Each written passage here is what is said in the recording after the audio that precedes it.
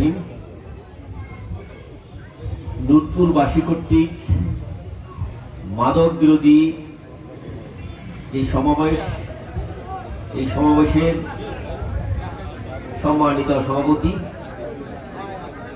মঞ্চে উপবিষ্ট ভাঙ্গা উপজেলা বিএনপির সম্মানিত সভাপতি, সাধারণ সম্পাদক, সাংগঠনিক সম্পাদক, পৌর বিএনপির সম্মানিত আহ্বায়ক, কৃষক দলের সম্মানিত সভাপতি, স্টেজে উপস্থিত বিভিন্ন সম্মানিত ব্যক্তিবর্গ, আমার সামনে উপস্থিত অত্র এলাকার সম্মানিত মুরব্বিয়ানগণ, স্নেহতুল্য ছোট ভাই, যুব সমাজ, ইলেকট্রনিক ও প্রিন্ট মিডিয়ার বন্ধুগণ, সবাইকে ভাঙ্গা থানার পক্ষ থেকে সালাম জানাচ্ছি। আসসালামু আলাইকুম। আজকে আপনাদের সামনে এই মাদক বিরোধী যে অনুষ্ঠান, যে সমাবেশ আপনারা করেছেন, তাদের সাথে আমি একাত্মতা ঘোষণা করে একটি কথাই বলে দিতে চাই, অনেকেই অনেক দোষ তো আমাদের আছে, আমি মনে করি সেই দোষকে মাথায় রেখে আমি দৃঢ় চিত্তে এবং দৃঢ় কণ্ঠে বলে যেতে চাই, আমি 3 মাস এখানে জয়েন করেছি।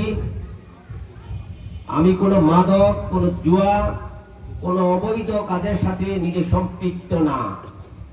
এইখানে যারা উপস্থিত আছেন, কেউ যদি হাত তুলে বলতে পারেন যে ওসি সাহেবকে কোনো মাদক, কোনো জুয়া বা অন্যায় আবদারের কারণে তাকে সহযোগিতা করেছি, তাকে অবৈধ সুযোগ সে নিয়েছে, যে শাস্তি হয় এই মানুষের সামনে মাথা পেতে নিব।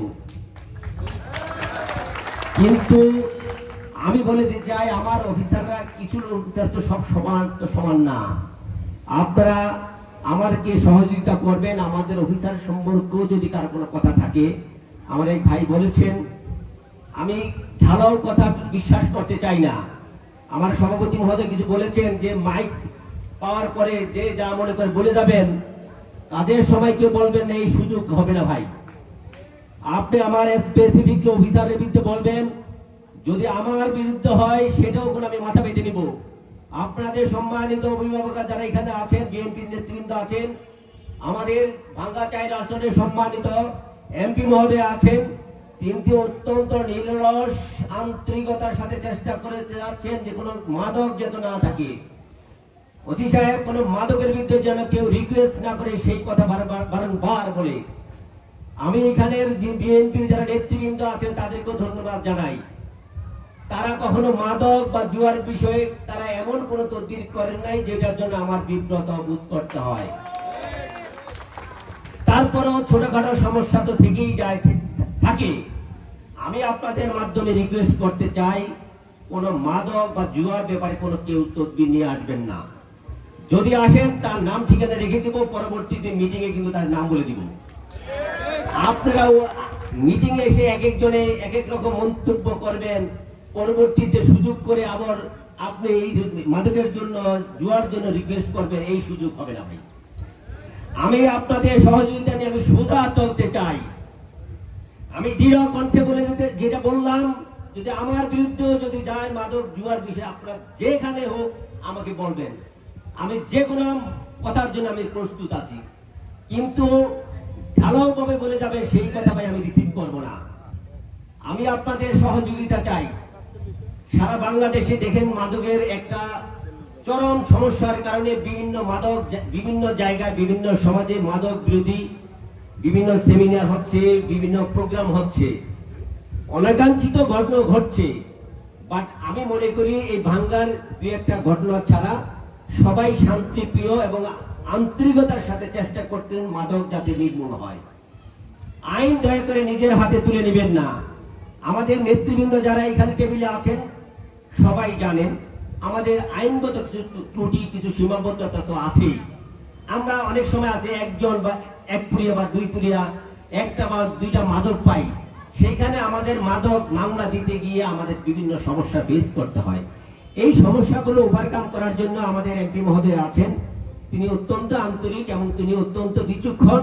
আমি মনে করি সভাপতি মহোদয় আছেন, সেক্রেটারি মহোদয় আছেন, তাদের মাধ্যমে আমরা উপজেলার ইউনো মহোদয় আছেন, এসিলেন মহোদয় আছেন, তাদের সাথে আলোচনা করে এই ছোট্ট ছোট্ট সমস্যাগুলো কি করে সমাধান করা যায় সেই চেষ্টাটা আমরা করব।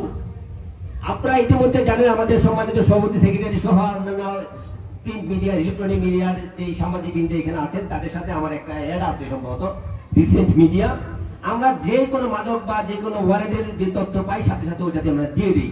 আমি বিশ্বাস করি আমরা প্রতিদিন, গতকালও আমরা 500 গ্রাম গাঁজা সহ একজন ম্যানকে গ্রেফতার করেছি, আজকেও 250 গ্রাম গাঁজা সহ 2 জন মাদক বিক্রেতাকে গ্রেফতার করেছি, 520 ইয়াবা সহ আমরা একটা মামলা দিয়েছি, এর আগে 2 কেজি গাঁজা সহ মামলা দিয়েছি একেবারে রিসেন্টলি, পিক টু পিক। আমরা কিন্তু চেষ্টা করে যাচ্ছি, সব কথা হয়তো আপনাদের কানে আসে না বা আপনারা জানেন না। আমাদের চেষ্টার কোনো আন্তরিকতার অভাব নাই ভাই, সীমাবদ্ধতা আছে। আপনারা নিজেরও এইখানে বুকে হাত দেয় যারা সচেতন মানুষ সবাই বিশ্বাস করবেন সীমাবদ্ধতা আছে, কিন্তু আমাদের আন্তরিকতার অভাব নেই।